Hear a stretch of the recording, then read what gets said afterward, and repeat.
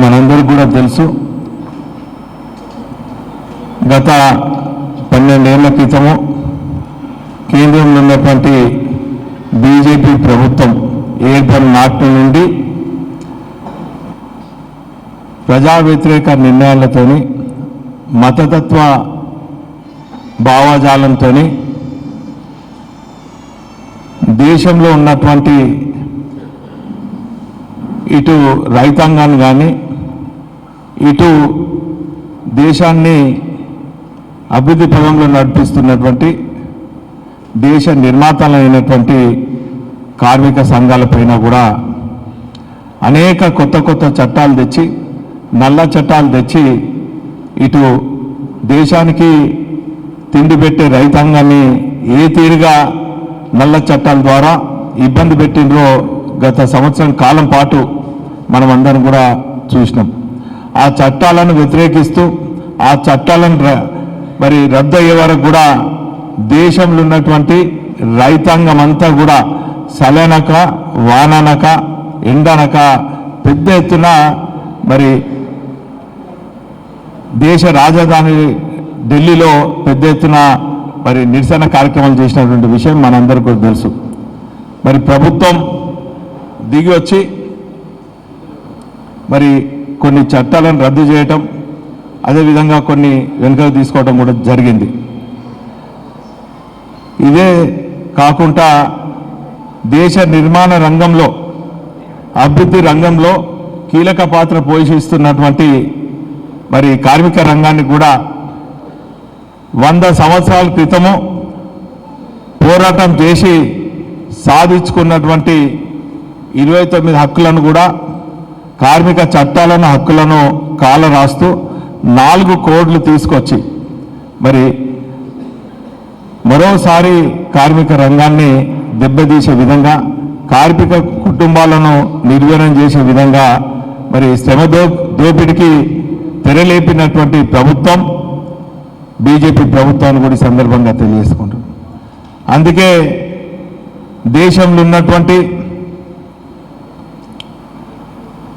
అన్ని పార్టీలకు అనుబంధంగా ఉన్నటువంటి కార్మిక సంఘాలు, ఇంకో మాట చెప్పాలంటే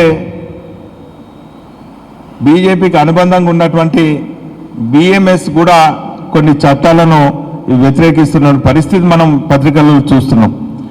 ఏదేమైనప్పటికీ కూడా కార్మిక శ్రేయస్సు కోరి అన్ని పార్టీల అనుబంధంగా ఉన్నటువంటి కార్మిక సంఘాలతోని దేశవ్యాప్తంగా 12వ తారీఖున జరగబోయే సమ్మెకు బీఆర్ఎస్ పార్టీ అనుబంధంగా ఉన్నటువంటి బీఆర్టీయూ సంపూర్ణ మద్దతు తెలుపుతుంది. ఈ కార్మిక చట్టాలను, ఈ కోడ్లను రద్దయ్యే వరకు కూడా సుదీర్ఘంగా దశల వారీగా అన్నీ కలిసి వచ్చే కార్మిక సంఘాలతోని బీఆర్టీయూ ముందు వరుసలు ఉంటుంది అన్నటువంటి విషయాన్ని కూడా ఈ సందర్భంగా తెలియజేస్తున్నాం. ఈరోజు చూసినట్టయితే కొత్త చట్టాల ద్వారా కార్మికులకు మినిమం వేజెస్ అనేది ఉండదు, సరైన పని గంటలు అనేది కూడా ఉండదు. ప్రపంచవ్యాప్తంగా పోరాడి సాధించుకున్నటువంటి 8 గంటల విధానాన్ని ఈరోజు చూసినట్టయితే తేనె పూసిన కత్తిలాగా స్వీట్ క్యాప్సూల్స్కు ఈరోజు కార్మిక కుటుంబాలలో కార్మికులకు దిగమింగే విధంగా ఈ కోడ్లు ఉన్నాయి. దీని ద్వారా అందరూ కూడా ఇప్పుడున్నటువంటి ఎంప్లాయీస్ అనుకోండి, వర్కర్స్ అనుకోండి, క్యాజువల్ వర్కర్స్ అనుకోండి, క్యాజువల్ లేబర్ అనుకోండి, ప్రతి ఒక్కరు కూడా ఈరోజు అడ్డా మీద కూలీలాగే మారే పరిస్థితి ఉన్నది. ఇంతకుముందు చట్టంలో 100 మంది సభ్యులు కనుకుంటే అక్కడ సంఘం ఏర్పరచుకోవచ్చు. ఆ ఫ్యాక్టరీలో ఉన్నటువంటి కార్మికులు వేతనం గురించి కానీ, ఆ ఫ్యాక్టరీలో లాభం వస్తే బోనస్ గురించి కానీ, పిఎఫ్ గురించి కానీ మరి ఆ మేనేజ్మెంట్తోని మాట్లాడుకునే హక్కు ఉండే. ఇప్పుడు ఈ కొత్త చట్టాల ద్వారా హక్కు కోల్పోతున్నది. ఒకవేళ మేనేజ్మెంట్ వినకుంటే లేబర్ కోర్టులు ఉండే, ట్రైపార్టీ అగ్రిమెంట్ ఉండే, ప్రభుత్వ దృష్టికి కూడా తీసుకుపోయేది ఉండే. కానీ ఇప్పుడు కొత్త చట్టాల ద్వారా యాజమాన్యం ఇష్టం వచ్చినట్టు లాభాలు వచ్చినా కూడా బోనస్ ఇవ్వలేకుండా, కార్మికులు హక్కుల కోసం అడిగితే వాళ్ళను ఐరన్ ఫైర్ సిస్టమ్ ద్వారా ఏమాత్రం నోటీస్ ఇవ్వలేకుండా కూడా రద్దు చేసే హక్కు మరి యాజమాన్యానికి ఉంది. ఈ గ్లోబలైజేషన్ కారణంగా, ప్రైవేటైజేషన్ కారణంగా మరి ఈరోజు కేంద్ర ప్రభుత్వం తీసుకొచ్చినటువంటి అనేక చట్టాలన్నీ కూడా ఈ కార్పొరేట్ వ్యవస్థకు అనుకూలంగా ఉన్నది తప్ప ఆ కార్పొరేట్ రంగానికి లాభాలు చేకూర్చే కార్మిక రంగానికి మాత్రము ఏమాత్రం లాభసాటిగా లేదు. ఈ మధ్య కాలంలో మనం చూస్తున్నాం, ప్రత్యేకించి తెలంగాణ రాష్ట్రంలో గతంలో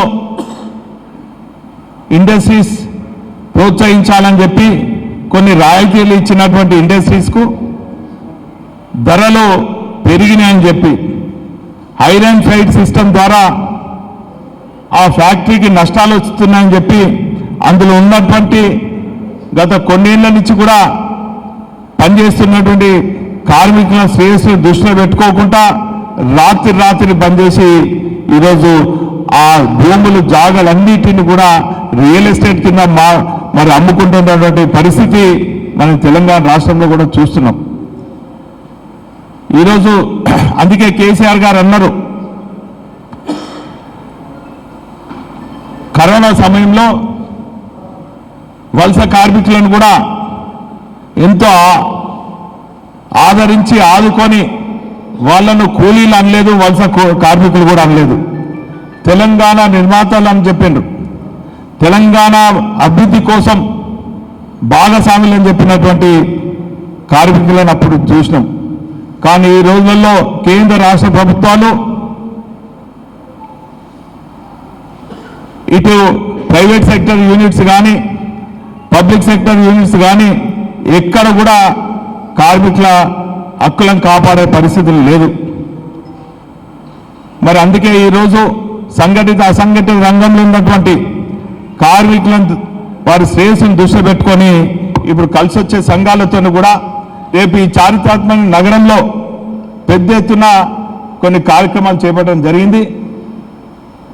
అందులో భాగంగా రేపు ఉదయం 1000 స్తంభాల గుడి నుంచి కాజ్పేట వరకు ద్విచక్ర వాహనాలతోని కార్మిక సంఘ సభ్యులు, కార్మిక నాయకులందరూ కూడా పెద్ద ఎత్తున నగరంలో ఉన్నటువంటి వ్యాపార సంస్థలు, థియేటర్లు కానీ మాల్స్ కానీ వీళ్ళందరికీ కూడా విజ్ఞప్తి చేస్తూ శాంతియుతంగా మరి కేంద్ర ప్రభుత్వం కార్మిక వ్యతిరేక చట్టాలకు నిరసనగా ఈ ర్యాలీ నిర్వహించబోతున్నాం అన్నటువంటి విషయాన్ని కూడా ఈ సందర్భంగా తెలియజేస్తున్నాం.